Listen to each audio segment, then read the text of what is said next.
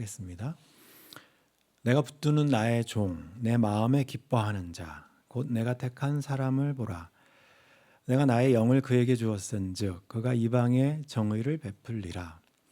그는 외치지 아니하며 목소리를 높이지 아니하며 그 소리를 거리에 들리게 하지 아니하며 상한 갈대를 꺾지 아니하며 꺼져가는 등불을 끄지 아니하고 진실로 정의를 시행할 것이며 그는 쇠하지 아니하고 낙담하지 아니하고 세상에 정의를 세우기에 이르리니 섬들이 그 교훈을 앙망하리라. 아멘. 11절까지 중에서 제가 저 말씀 읽어드렸는데 근처에도 많지만 놀이터 같은 데 이렇게 가보시면 한번 관찰을 해보세요. 저도 놀이터에서 아이들 예전에 이렇게 그냥 옆에서 가디언처럼 지켜봐야 되는 때들이 있는데 놀이터에 이렇게 있어 보면 아이들이 막 노는데 굉장히 많이 들리는 이야기가 뭐냐면 아이들끼리 하는 거예요. 아이들끼리 가장 많이 들리는 얘기가 It's not fair예요. 항상 싸우는 거죠. 애들은 노는 게 아니라 싸워요. 놀이터에서 싸워요. 놀이터가 싸움터죠. 같은 거 가지고서 누가 가져가면 이거 내가 먼저 집었는데 네가 가져갔다고 이제 싸우죠. 근데 신기한 것은 이 아이들은 아직 엘레멘트 스쿨을 가지도 않았어요. 아직 정의가 뭔지 공정함이 뭔지 배운 적이 없어요. 근데 자연적으로 그냥 터득해서 알아요. 뭐 에덴 동산에서 아담과 하와가 선악과를 먹어서 악이 뭔지를 아는 거죠. 그러니까 이건 페어하지 않다, 정당하지 않다. 그거는 가르쳐주지 않아도 아이들한테 그냥 툭툭 나와요. 예전에 사역할 때 아마 세인트루이스에서 있었던 것 같은데 그때 아마 할로윈 때가 돼서 할로윈 파티한다고 동네 아이들이랑 이렇게 해가지고 다 모아놨었어요. 그래서 1층에서는 개인적인 막 게임하다가 마지막에는 다 2층으로 예배실로 올라와서 단체 게임하는 시간이 있었거든요. 근데 어차피 그날 가져가는 거 다 공짜예요. 다 선물이잖아요. 자기가 던져갖고 뭐 하든지. 2층에서 이제 마지막 이제 상품들을 놓고 게임을 하는데 제가 아이들한테 이제 당부를 했죠. 이게 게임할 때 절대 이거 어차피 다 공짜로 다 주는 선물인데 이거 가지고 불평하지 말자. 뭐 한참 얘기를 하고 이제 팀을 정해가지고 팀별로 와서 가위바위보를 하고 순서를 정했어요. 그래서 가위바위보를 했던 것 같은데 제 기억에 먼저 하는 팀이 딱 생기니까 제일 먼저 들린 말이 뭐냐면 어떤 애가 It's not fair 그러더라고요. 자기 팀이 먼저 안 한다고. 그렇게 설명을 했는데 아이들은 당연하게 교회니까 더구나 그랬을지 모르겠지만 우리가 굉장히 많은 경우 오늘 여러분들 읽으신 본문도 가장 많이 등장하는 단어가 정의예요. 정의. justice라는 단어가 가장 많이 나오죠. 요즘 영어권 친구들하고 같이 이제 앤티 라이트가 쓴 책으로 Simply Christian이라는 책으로 성경부를 같이 책을 읽고 있는데 그 제일 첫 장이 뭐냐면 정의에 따라서 다뤄요. 하나님 나라에 대해서 이야기하는 책인데 제가 왜 그랬을까 이렇게 곰곰이 생각해 보니까 그래요. 여러분들이 이제 항상 주기도문 할 때 Your kingdom come 하나님 나라가 우리에게 임하시길 여러분들 마음속에 이제 하나님 영이 있으면 하나님 나라가 이렇게 임하는데 하나님의 나라가 임하면 어떤 나라가 되기를 원하시는 거예요. 그걸 물어보면 별로 대답이 없어요. 그냥 뭐 찬양하고 먹고 편하고 아픔 없고 슬픔 없고 그런 하나님 나라를 여러분들이 생각하시는데 실제적으로 하나님 나라가 되면 어떤 나라가 하나님 나라일까? 정의로운 나라예요. 예수님께서 하시는데 그거니까 저희들이 요즘 같이 읽는 책이 이제 제일 첫 번째 부분이 저스티스예요. 원래는 하나님이 창조하신 세상은 온전한 공정함이 있었을 텐데 선과 악을 알게 되는 순간부터 자연스럽게 이 세상 속에는 그냥 악이 꽉 모르지 다 알 수 있게 이제 공정하지가 않아요. 저스티스라는 말을. 근데 저스티스라는 말을 생각할 때 이게 저희들이 툭 떠오르는 거냐면 항상 법정이 먼저 떠오르죠. 죄진 사람이 있으면 이 사람을 벌하는 게 저스티스예요. 크리미널 시스템이죠. 저스티스는 법원에서 법원이 정당하지 않으면 진짜 그 사회는 믿을 사회가 못 되죠. 법원에서 악인들은 처벌을 해줘야지 저스티스가 있는 거고 또 사회적으로 저스티스 공정하다는 이야기는 어떻게 보면 그 노예나 아니면 귀족이나 그런 게 없어야 돼요. 서로 동등한 이퀄한 그런 그 인권을 보장받아야 되니까 사회적으로는. 근데 우리가 돌아보면 법적으로도 별로 그런 것 같지 않고 우리가 사는 지금 사회 자체도 사회적으로도 그렇고 경제적으로도 빈부 차이가 이퀄하지 않아요.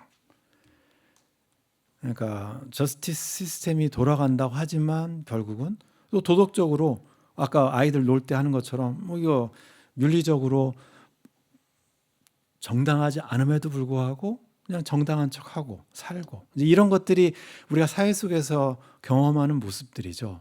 그러니까 저스티스라는 이야기를 하게 할 때, 정의를 이야기할 때 이런 것들이 온갖 머릿속으로 이렇게 꽉 차고 있는데 저게 다 돼야 하나님 나라가 되는 거라고 저도 생각하고 그게 하나님 나라가 이루어졌을 때의 모습일 거예요. 오늘 저희들이 이제 이사야서를 읽어 나가면서 드디어 이제 첫 번째 종의 노래로 들어왔는데 종의 노래 시작한다고 해놓고 인트로를 오래 했죠. 11장 지난주에 이제 11장 왕도 잘 보시면 공의를 행하는 왕이었어요. 네, 오늘 첫 번째 종의 노래를 저희들이 살펴보게 될 텐데 첫 번째 종의 노래에서 가장 많이 반복되는 단어가 정의예요. justice예요. 이게 잘 앞뒤가 안 맞죠. 정의는 우리가 일반적으로 생각할 때 힘 있는 사람이 해야 될 것 같고 왕이 해야 될 것 같고 이사야서 11장은 말이 돼요. 왕이 공의를 베푼다. 오케이. 왕이니까. 파워가 있으니까. 권위가 있으니까. 근데 첫 번째 종의 노래의 주제가 정의예요.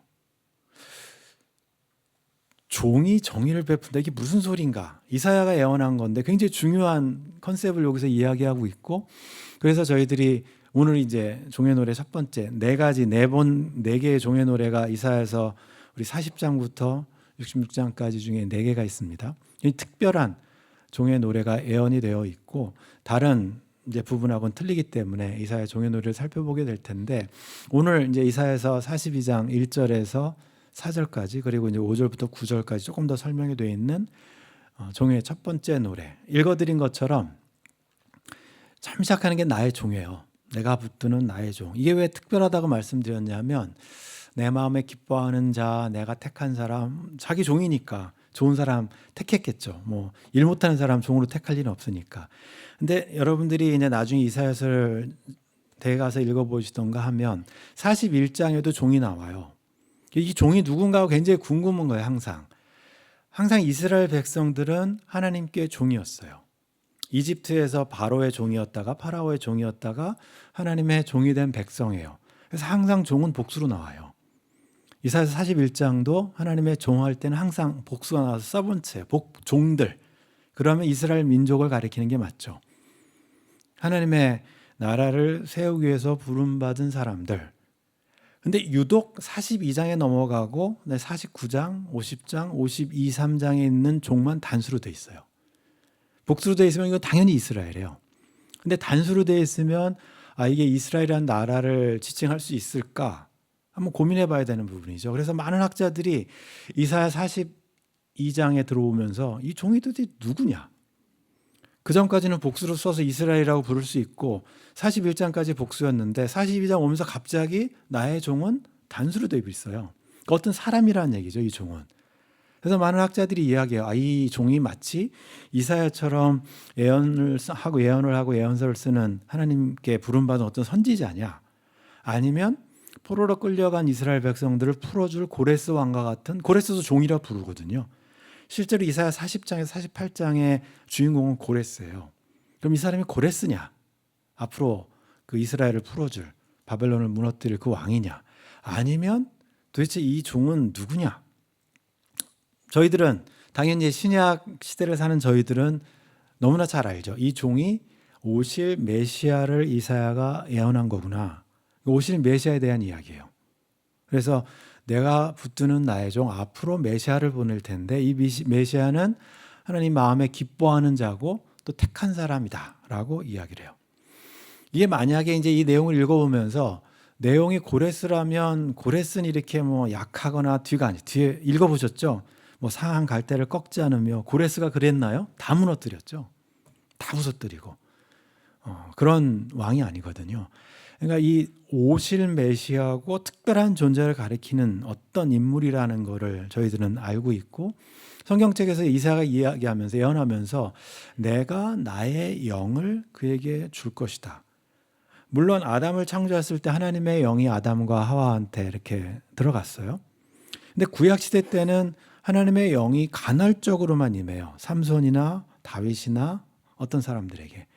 이게 계속적으로 지속적으로 하나님의 영이 주어진 적이 별로 없어요. 구약에는. 근데 지금 예언되어 있는 이 메시아가 오면 하나님의 영이 그에게 부어질 텐데 그리고 계속 있을 것처럼 이야기를 하는 거예요. 신약에서 저희들은 너무나 잘 알죠. 예수님께서 우리가 아는 것처럼 마태복음 3장에 보면 이제 요단강에서 침례 요한한테 침례를 받으실 때 그때 하나님의 성령이 비둘기처럼 예수님 위에 임했다. 마태가 왜 이렇게 썼냐면 결국은 구약의 선지자 이사야의 메시아의 예언이 예수님 침례 받을 때 성취됐다는 걸 이야기하고 싶어서 이렇게 쓴 거거든요. 예수님께서 하나님께서 나의 택한 종, 나의 부르신 그 종인 이유는 하나님의 영이 그에게 임했기 때문이에요. 다른 구약의 사람들과 좀 다르죠. 그래서 하나님의 성령이 비둘기같이 자기의 임함을 받다. 예수님 앞에 임했다. 이게 이제 연결되는 부분들인데 그래서 그 종에게 아까 말씀드린 것처럼 여기가 조금 저희들이 읽어가면서 종인데 정의를 베푼다. 이게 좀 이상한 거죠. 일반적으로 힘이 있고 능력 있고 그런 나라가 아니면 그런 왕이 정의를 베풀기를 우리는 기대하고 당연히 그럴 거라고 생각을 하죠. 근데 하나님의 예언의 말씀 속에 등장한 종은 뭔가 좀 앞뒤가 안 맞아요. 종인데 종이 그것도 이방에 정의를 베푼다. 자기 나라도 아니고 종이면 그 나라 종인데 다른 사람들을 이렇게 공평하게 아까 정치적으로 경제적으로 도덕적으로 뭐 사회적으로 다 정의를 베풀 수 있는 종이 올 거다. 고민하게 되는 부분이 이제 종의 노래 첫 번째 노래인데 그 종에 대해서 이야기하면서 종은 어떻게 정의를 베푸는 모습을 알려줘요. 힘으로 눌러서 강압적으로 정의를 베푸는 것이 아니라 외치지 아니하며 목소리를 높이지 아니하며 그 소리를 거리에 들리게 하지 아니하며 이사가 왜 이렇게 썼냐면 앞으로 올 고레스도 그렇지만 알렉산더도 그렇고 고대 근동에서 왕들이 새로운 나라를 만들면 중국도 마찬가지고 한국도 마찬가지인데 그러면 뭐 연호를 바꿔요. 새로운 해가 시작됐다 그러고 온 나라에다 뭐 잔치 베풀고 선포를 하죠. 특별히 고대 근동이라면 자기가 섬기는 신이 모든 것을 정복하게 해줘서 이제 새로운 나라가 됐다. 그러니까 왕이 등극하면 그다음에 이제 뭐 포로들도 풀어주고 감옥에 있는 사람 사면도 해주면서 엄청 소문을 내요. 새로운 왕이 다스리는 시대가 됐기 때문에 큰 소리로 외치고 목소리를 높이고 길거리마다 다 공고를 붙이죠. 이게 왕이 됐을 때 그 뭐 정의를 시행하는 방법인데, 근데 이 종은 진짜 조용하게 사람들한테 온 거를 알리지도 않고 소리를 내지도 않고 아무도 모르게. 예수님께 우리가 성탄절을 지금 준비하고 있지만 성탄절에 오신 메시아는 아무도 몰라요. 그 나라 사람들은 몰라요. 외국에 있는 그 메자이라고 불리는 동방 박사들만 살짝 알아챘을 뿐이지 왕이 왔는데 왕이 소리도 높이지 아니하고 목소리도 높이지 않고 아주 조용하게 오신 메시아의 그 오실 기록들이 신약에 어떻게 예수님께 성취되어 가는지를 볼 수가 있는 거고, 그럼 그 메시아가 와서 저스티스를 만드는 정의를 행하는 방법을 잘 보시면 대상이 누군지를 보시면 돼요. 왕들이 왔을 때 황제가 세워졌을 때 자기 측근들을 다 높은 자리에 이렇게 하나 주죠. 그게 정의예요. 자기한테 이득을 준 사람들한테 그거를 give and take 하는 게 정의예요. 근데 메시아가 이 땅에 오면 누가 혜택을 받냐면 상한 갈대같이 연약한 사람, 꺼져가는 등불같이 뭐 새롭게 타오르는 횃불이면 사람들한테 다 라이징 스타면 다 거기 가서 사람들이 줄 서죠. 근데 이 사람 한물 갔어요. 꺼져가는 등불 같아요. 아무짝에도 쓸데없어. 이제는 인기도 없고 능력도 없고. 그러니까 저기 등장하는 사람들은 그 사회적 약자들이고 사회에서 버림받고 그런 사람들에게 정의를 시행할 것이다. 그러니까 메시아가 이 땅에 오시면 누구에게 그게 정의가 효력이 있냐면 힘 있는 자들이 아니고 힘 없는 자들에게 이게 영향이 가요. 상한 갈대는 아무짝에 쓸데없어요. 꺾여버리면. 그나마 갈대가 이렇게 안 꺾였으니까 쓰는 거지. 꺼져가는 등불 쓸데없죠. 근데 그런 사람들, 연약한 사람들에게, 힘없는 자들에게 메시아가 와서 다시 공평하게 해주겠다. 정당하게 심판을 받게 해주겠다 이거죠. 뒤에 보세요. 그는 쇠하지 아니하며 낙담하지 아니하고 세상에 정의를 세우기에 이르리니. 벌써 암시가 돼 있어요. 종으로 왔기 때문에 사람들이 말을 안 들어요. 왕으로 왔으면 막 높여 시켜 세워주고 뭐 그럴 텐데 하찮은 종으로 왔기 때문에 사람들이 계속 예수님이 이 땅에 오셔서 하셨던 걸 잘 보면 우리가 그 결과를 잘 알 수 있죠. 그럼에도 불구하고 예수님은 낙담하지도 않고 쇠하지도 않고 그러면서 정의를 세우실 것이다. 그 이야기를 듣고 오늘 섬들이 그 교훈을 앙망하리라 돼 있죠. 섬들은 은유적인 표현인데요.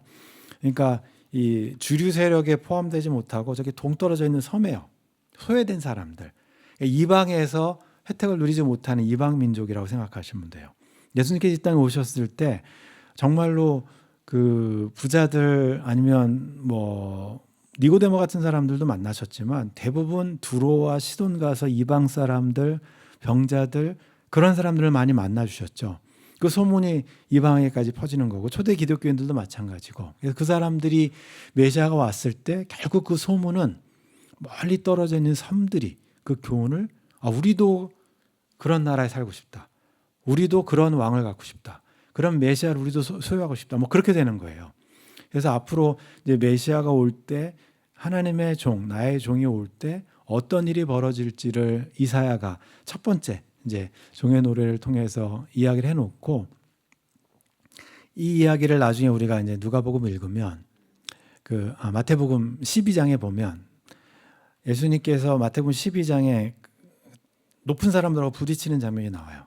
바리새인들하고 율법학자들하고 부딪히는 장면이 나오는데 그 이유는 안식일날 그 밀 이삭을 잘라 먹었다고 또 안식일날 손 마른 사람을 고쳐줬다고 안식일날 병자를 고쳐준 걸로 인해서 안식일법 위반했다고 그래서 엄청나게 핍박을 많이 받았어요. 예수님께서 주로 병자를 고쳐주신 날이 안식일인데 왜냐면 그날 뭐 성전 근처에 아픈 사람들 다 모여 있으니까 많잖아요. 그러니까 그날 지나가다 고쳐주고 그랬는데 그거 가지고 트집 잡죠. 왜 안식일법을 어기느냐? 왜 안식일날 병자를 굳이 고치느냐? 다른 날 고쳐도 되는데. 그것 때문에 이제 예수님께서 많은 욕도 얻어먹고 핍박 당할 때 그때가 이제 마태복음 12장 배경이에요. 그때 예수님께서 어떤 말씀을 인용하셨냐면 오늘 읽었던 이사야서 42장 1절부터 4절 말씀을 그대로 인용하세요. 보라 내가 택한 종 나의 종이라고 돼 있죠. 내 마음에 기뻐하는 자 내가 사랑하는 자 그대로 인용하신 거예요. 내 영을 그에게 부어줄 텐데 그가 심판을 이방에 심판이 이게 정의예요. 그에게 정의로 되어 있는 게 정의를 이방에 알게 해줄 것이다. 그는 상한 갈대를 꺾지 아니하고 꺼져가는 심지를 끄지 아니하기를 심판하여 이르길 때까지 하리니 이방들이 그의 이름을 바라리라 함을 이루려 하심이니라. 예수님께서 인용하신 이사야의 구절은 이사야서 42장입니다. 오늘 우리가 읽었던 종의 노래를 예수님께서 그대로 인용하세요. 뭐 나사렛 땅에서는 누가복음에 보면 예수님 그 사명 선언에도 이사야 61장을 인용하시지만 종의 노래가 예수님께서 인용하신 유일한 종의 노래 중에 하나예요. 나머지는 행동으로 보여주셨고 그러면 저희들이 종의 노래를 보면서 들으면서 이사야가 알려준 메시아를 우리가 이제 성탄절 맞으면서 예수님의 모습을 좀 더 구체적으로 알아가는 그런 과정이 되는데 뭐라고 얘기하시냐면 나 여호와가 의로 너를 불렀은즉 의 똑같은 정의라는 단어고요. 내가 내 손을 잡아 너를 보호하며 너를 세워 백성의 언약과 이방의 빛이 되게 하겠다. 메시아가 오면 그전까지 구약의 선지자나 구약의 왕들은 오로지 이스라엘만 통치했어요. 선민이라고 불리는 이스라엘 백성만. 근데 이 메시아가 오면 메시아의 종의 노래에서는 계속해서 반복적으로 다음 주에도 마찬가지지만 이방 민족이 포함되기 시작해요.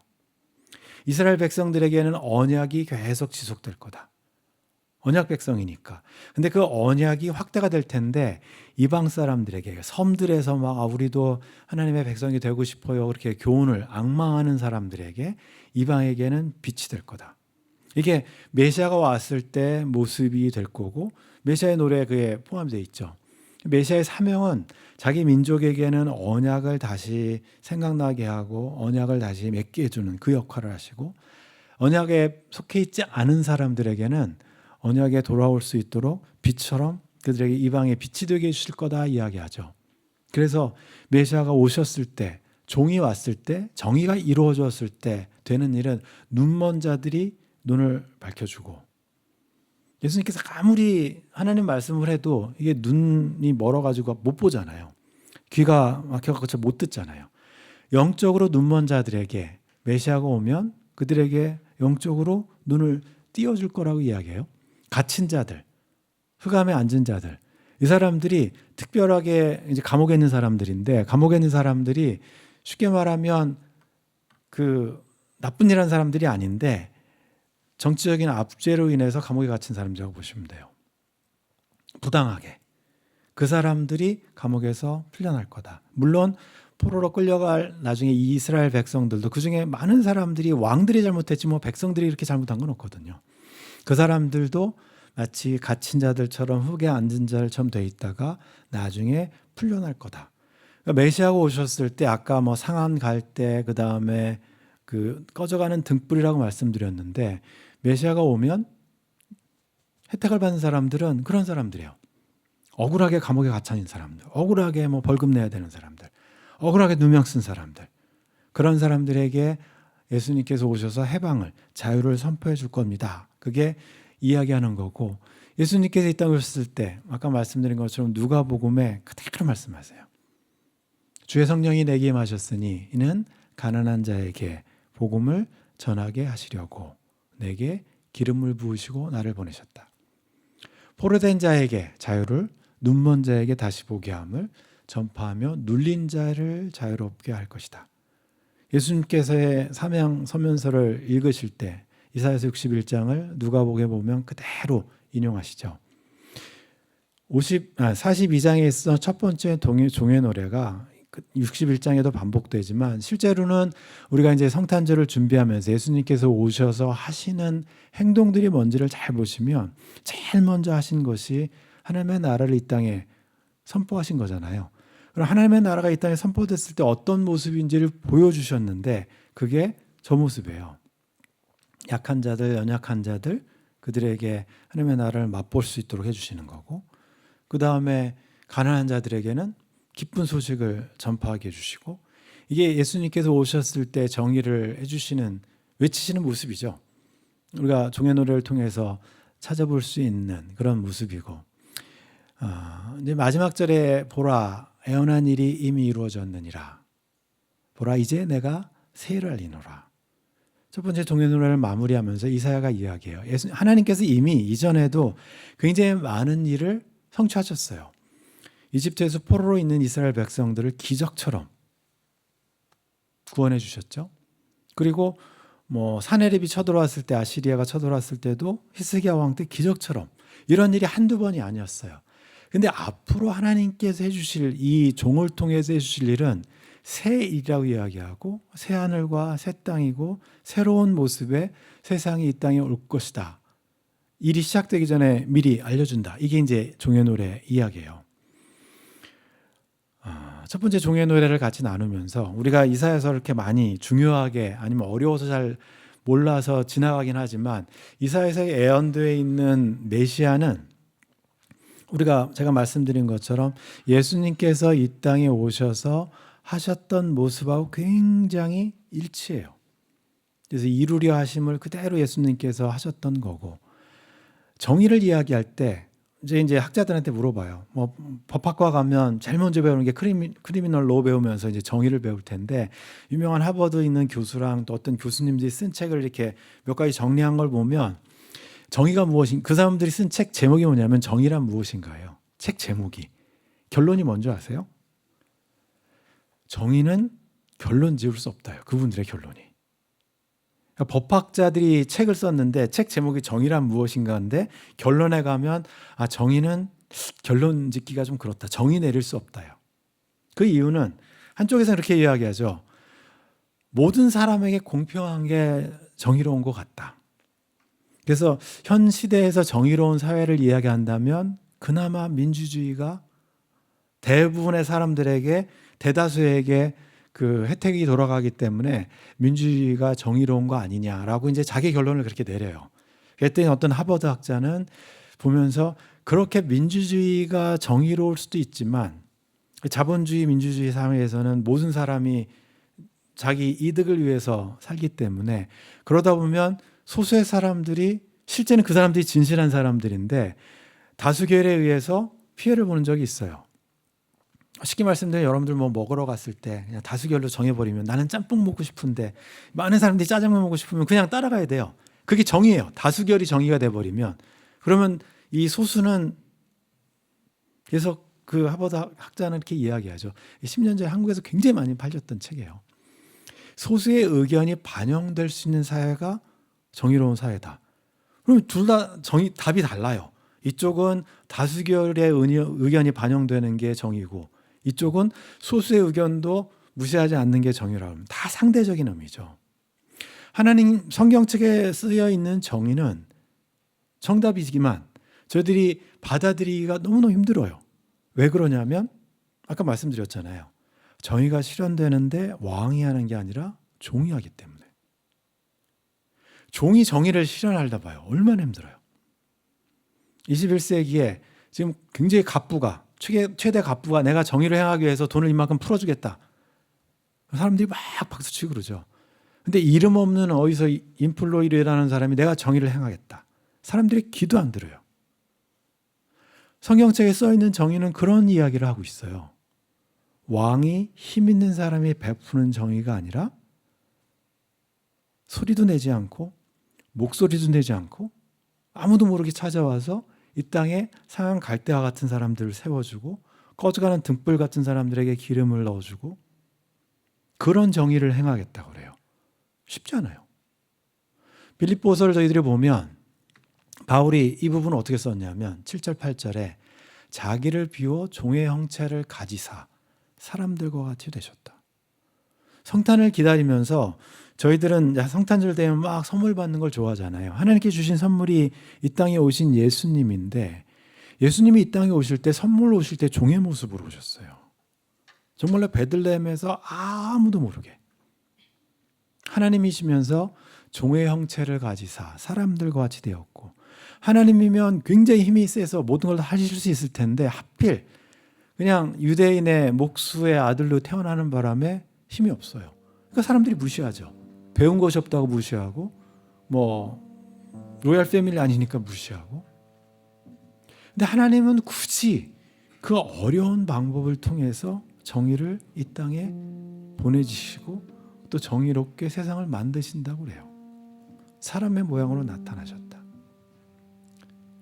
우리 그 뒤에도 보면 이게 하나님께서 이 땅에 낮아져서 오신 성탄절의 모습이죠. 제가 아까 말씀드린 것처럼 하나님 나라가 이 땅에 이루어지면 어떤 모습일까?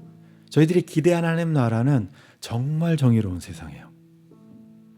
그러니까 부자가 혼자 다 독식하는 것이 아니라 모든 것이 평등하고 모든 것이 그래서 저희들이 정의를 이야기할 때 성경적인 정의는 공평한 정의가 아니라 공평하게 분배되는 정의라고 누가 이야기를 하더라고요. 모든 사람이 만족하는 거예요. 모든 사람이 배불러요. 먹으면 차고 넘쳐요. 잔치의 모습이고 오늘 예배 시작하면서 하나님께서 절기를 명령으로 모이라고 했잖아요. 모이면 먹고 남아요. 항상 12광주씩 남고 그게 하나님 나라고 근데 그 일을 누가 하냐면 이름 없는 사람들이 하는 거예요. 오병이어 교육도 이름 없는 어떤 소년이 한 사람이 그런 사람들 통해서 하나님의 정의가 이 땅에 이루어지는 거지. 근데 굉장히 많은 경우에 역사 속에서의 기독교는 힘을 얻고 싶어하고 강해지고 싶어하고 그래서 다스리고 싶어하고 힘으로 정의를 그동안 계속 이야기하죠. 성경적인 정의라고는 조금 어긋나 있는 정의죠. 근데 나라들 아니면 히스토리만 그런 게 아니에요. 크리스천들도 마찬가지예요. 하나님 나를 부자가 되게 해주시오. 그럼 내가 공평하게 할게요. 내가 베풀게요. 나를 높은 자리에 가주세요. 근데 성경책에서 말하는 하나님의 모습은 정의를 베푸는 게 쉽지 않아요. 인간의 모습으로 오셔서 해야 되니까. 그 이야기는 우리가 예수님을 따르는 예수님의 제자가 돼서 주의 자녀로 산다는 게 쉽지 않아요. 그러면서 정의를 베풀어야 되니까. 나는 이름도 없고 나는 힘도 없고 나는 높지 않으니까 나는 정의 같은 거는 나랑 상관없어요. 그렇게 발뺌할 수가 없어요. 왜냐하면 하느님께서 가장 낮은 사람의 모습으로 이 땅에 오신 게 성탄절이니까. 저희들이 성탄절 준비하시면서 이사야가 벌써 몇백 년 전에 예언했던 2500~600년 전 되는데 그때 예언했던 메시아가 2000년 전에 이 땅에 오셨고 그 메시아가 보여주셨던 모습은 정말로 하나님 나라가 이루어졌을 때 어떤 정의가 이 땅에 이루어지는지 그리고 하나님께서 꿈꾸시는 하나님 나라 모습이에요. 그리고 그것을 저희들한테 다 떠넘겨 놓으셨죠. 이방의 빛이 되고 정의를 행하고 공평하게 하나님의 나라를 이루어가라는 명령이. 저희들 성탄절 준비하시면서 여러분들에게 그 사명들을 다시 한번 되새기는 그런 시간들 되셨으면 좋겠습니다. 기도하시겠습니다. 하나님 아버지, 저희들 주님의 자녀, 주님의 백성으로 삼아 주심에 감사를 드립니다. 저희들이 이제 성탄을 준비하면서 이 땅에 빛으로 오신 주님께서 인간의 몸으로, 악의 몸으로 베들레헴에서 이름 없이 소리 없이 찾아오신 사건들을 저희들 기념하고 또 축하하려고 합니다. 우리가 받은 선물인데 하나님, 그 선물 저희들만 누리는 것이 아니라 저희들 주위가 저희로 인해서 정의로워지고 저희로 인해서 더 행복해지는 그런 하나님의 나라가 되기를 원합니다. 정의롭게 되는 것이 결코 쉬운 일이 아님을 저희들 너무나 잘 압니다. 모함도 받고 오해도 받고 손해도 봐야 되고 예수님이 그랬던 것처럼 저희들이 하나님 나라를 이루어가는데 하나님께서 기뻐하시는 게 무엇인지 저희들 질문하게 하시고 하나님께서 정말로 무엇을 원하시는지 하나님은 정의로운 사람들, 정의로운 사회를 원하시는 줄 저희들 믿고 또 그렇게 살 수 있는 저희들 주님의 제자들 다 되게 해 주시옵소서. 한 주간 주님과 동행하는 그런 저희들 되게 해 주길 예수님의 이름으로 기도드립니다. 아멘. 저희들 다 일어나셔서 우리 아까 불렀던 주 안에 있는 나에게 1절